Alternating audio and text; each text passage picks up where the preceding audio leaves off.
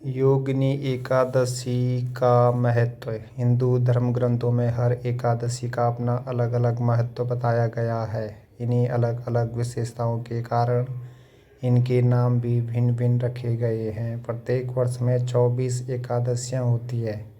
मल मास की एकादशी को मिलाकर इनकी संख्या 26 हो जाती है। इन्हीं एकादशियों में एक एकादशी आषाढ़ मास के कृष्ण पक्ष की एकादशी, जिसे योगिनी एकादशी कहते हैं। योगिनी एकादशी का उपवास रखने से समस्त पापों का नाश होता है तथा इस लोक में भोग और परलोक में मुक्ति भी मिलती है। योगिनी एकादशी व्रत कथा। महाभारत काल की बात है कि एक बार धर्मराज युधिष्ठिर ने भगवान श्री कृष्ण से कहा, हे त्रिलोकीनाथ, मैंने श्री ज्येष्ठ माह के शुक्ल पक्ष की निर्जला एकादशी की कथा सुनी। अब आप कृपा करके आषाढ़ माह के कृष्ण पक्ष की एकादशी की कथा सुनाइए।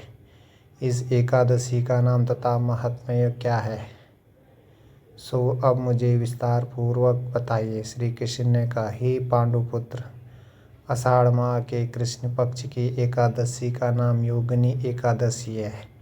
इसके व्रत से सभी पाप नष्ट हो जाते हैं। यह व्रत इस लोक में भोग तथा परलोक में मुक्ति देने वाला है। हे धर्मराज, यह एकादशी तीनों लोकों में प्रसिद्ध है। इसके व्रत से सभी पाप नष्ट हो जाते हैं। तुम्हें मैं पुराण में कही हुई कथा सुनाता हूँ, ध्यानपूर्वक श्रवण करो। कुबेर नामक एक राजा अलकापुरी नाम की नगरी में राज्य करता था। वह शिव भक्त था। उसका हेममाली नामक एक यक्ष सेवक था जो पूजा के लिए फूल लाया करता था। हेममाली की विशालक्षी नाम की अति सुंदर स्त्री थी।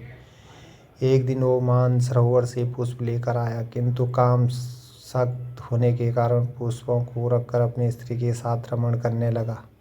इस भोग विलास में दोपहर हो गई। हेममाली की राह देखते देखते जब राजा कुबेर को दोपहर हो गई तो उसने क्रोधपूर्वक अपने सेवकों को आज्ञा दी कि तुम लोग जाकर पता लगाओ कि हेममाली अभी तक पुष्प लेकर क्यों नहीं आया। जब सेवकों ने उसका पता लगा लिया तो राजा के पास जाकर बताया, हे राजन, वह हेममाली अपनी स्त्री के साथ रमण कर रहा है। इस बात को सुन राजा कुबेर ने हेममाली को बुलाने की आज्ञा दी। डर से कांपता हुआ हेममाली राजा के सामने उपस्थित हुआ। उसे देखकर कुबेर को अत्यंत क्रोध आया और उसके होंठ फड़फड़ाने लगे।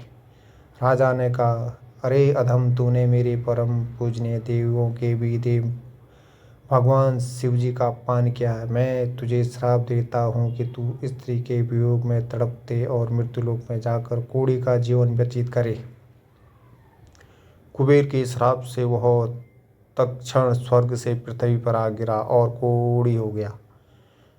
उसकी स्त्री भी उससे बिछड़ गई। मृत्युलोक में आकर उसने अनेक भयंकर कष्ट भोगे, किंतु शिव की कृपा से उसकी बुद्धि मलिन न हुई और उसे पूर्व जन्म की भी शुद्ध रही। अनेक कष्टों को भोगता हुआ तथा अपने पूर्व जन्म के कुकर्मों को याद करता हुआ वो हिमालय पर्वत की तरफ चल पड़ा।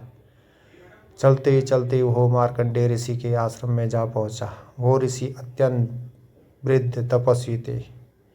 वह दूसरे ब्रह्मा के समान प्रतीत हो रहे थे और उनका वो आश्रम ब्रह्मा की सभा के समान शोभा दे रहा था। ऋषि को देखकर हेममाली वहां गया और उन्हें प्रणाम करके उनके चरणों में गिर पड़ा।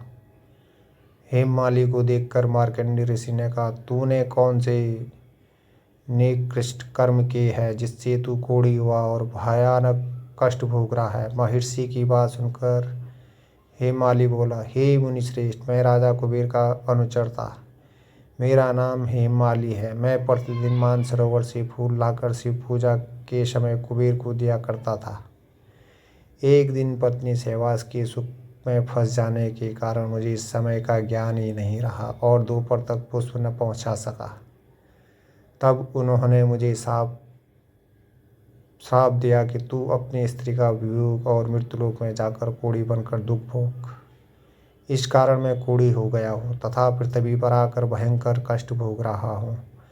अतः कृपा करके आप कोई ऐसा उपाय बताइए जिससे मेरी मुक्ति भिक्षु। मार्कंडेय ऋषि ने कहा, हे माली, तूने मेरे सम्मुख सत्य वचन कहे हैं, इसलिए मैं तेरे उद्धार के लिए एक व्रत बताता हूँ। यदि तू आषाढ़ माह के कृष्ण पक्ष की योगिनी नामक एकादशी का विधान पूर्वक व्रत करेगा तो तेरी सभी पाप नष्ट हो जाएंगे। महर्षि के वचन सुन हेममालिनी अति प्रसन्न हुआ और उनके वचनों के अनुसार योगिनी एकादशी का विधान पूर्वक व्रत करने लगा। इस व्रत के प्रभाव से अपने पुराने स्वरूप में आ गया और अपनी स्त्री के साथ सुखपूर्वक रहने लगा।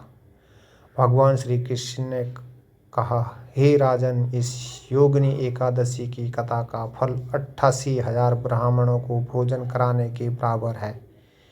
इसके व्रत से सभी पाप नष्ट हो जाते हैं और अंत में मोक्ष प्राप्त करके प्राणी स्वर्ग का अधिकारी बनता है। अगर कहानी आप लोगों को अच्छी लगे तो लाइक, शेयर और चैनल को सब्सक्राइब करें और बेल आइकन ज़रूर प्रेस करें ताकि अगली कहानी आप लोगों तक आसानी से